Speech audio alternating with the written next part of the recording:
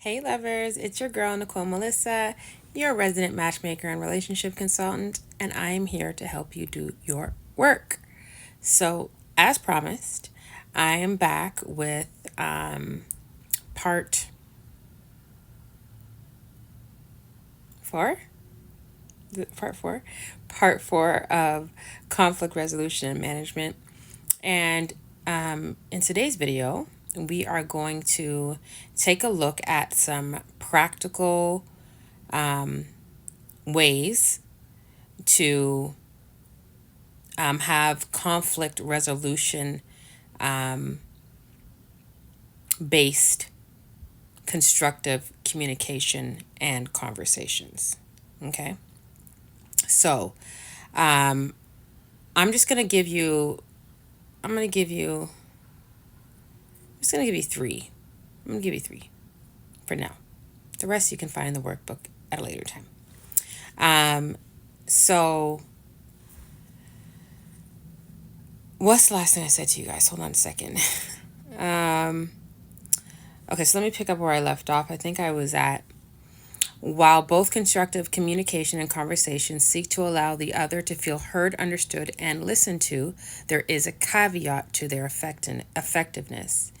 It must be done under the supervision of emotional intelligence and well managed emotions. Okay.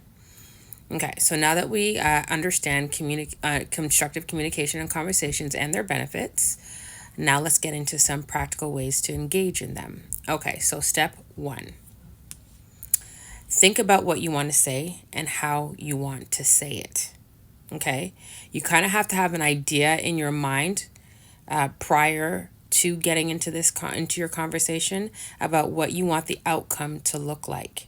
Okay, so when you think, and the reason why you want to do it that way, because when you think of what you want the outcome to look like, then you are more likely to behave in a manner that is conducive to the outcome you're looking for.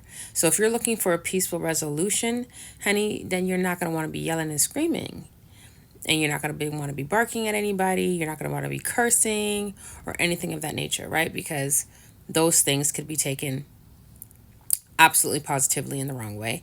And it's a negative vibe that you're going to be adding to the conversation, and you don't want to do that. Okay, you want to try to keep it as positive as possible, even when conversations are super tough to have, because whatever information you're going to share is not going to be one that your partner is going to want to hear.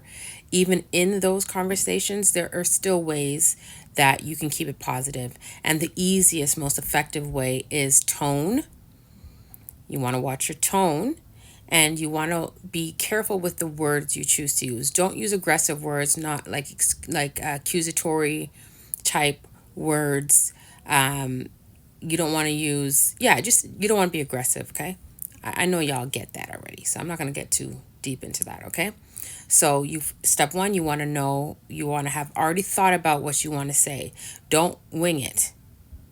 Don't wing it. Think about what you want to say. So whether that be you're going to get a notepad and a paper, or you're going to use your phone, or whatever it is, or if you're one of those people that's really good at making mental notes, then make a mental note. But don't go into a conversation that's important, very important, winging it. Okay? Step two, you want to make sure that whenever you're beginning your conversations that you use I statements. Okay, I know you've heard of this before. I think I'm probably I don't think I'm gonna need to go into too much detail with this, because I'm sure you guys have all heard why I statements are beneficial versus you statements, because you statements come off accusatory, and we're trying to avoid that, right? Because we're wanting to share information, we're wanting to communicate something to somebody that we want for them to comprehend. Okay, and it's going to be easier for them to comprehend it when it's said in a manner that is not accusatory, because the moment you accuse somebody of something, something's going to go off in their brain, and it's going to shut down anything that you're going to say after that. What's stuck is, you just accused me of something that I possibly didn't do. Or maybe I did do that and now I'm on the defense. Okay, so essentially you just want to avoid defensiveness, okay? Because what defensiveness does, it just causes things to slow down. It just causes a breakdown in communication. It causes the other party to want to focus on being right, because they feel like they've been accused of something, right? It's just normal human behavior. Okay, so we want to avoid those small triggers when you're trying to resolve conflict. Okay, and step 3, the last thing that I'm going to share with you, is that your feelings aren't facts. Okay, your feelings, they're not facts, honey. You can't deal in feelings when you're trying to resolve conflict. You got to deal with the facts and the truth of the matter. Okay, put only the facts and the truth of the matter on the table, and then at a later time, once that's been addressed, you can talk about your feelings. I'm not sharing that your feelings aren't important. Your feelings are absolutely important and they should be heard and expressed. Okay, however, in its right time. Okay, when you're trying to resolve conflict, you want to deal with truth and facts, because otherwise it's very, very easy to allow your emotions to become weaponized. Okay, you may end up weaponizing your emotions, and then your partner is going to shut down the communication again.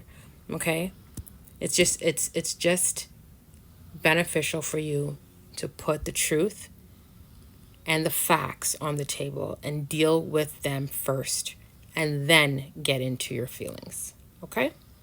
So that's pretty much it for today's video. I will be back in a few days to close out this series of conflict resolution and management, and then we're going to move on to intimacy. Okay? So, in the meantime, in between time, I love you, mean it, and I'll see you in the next video.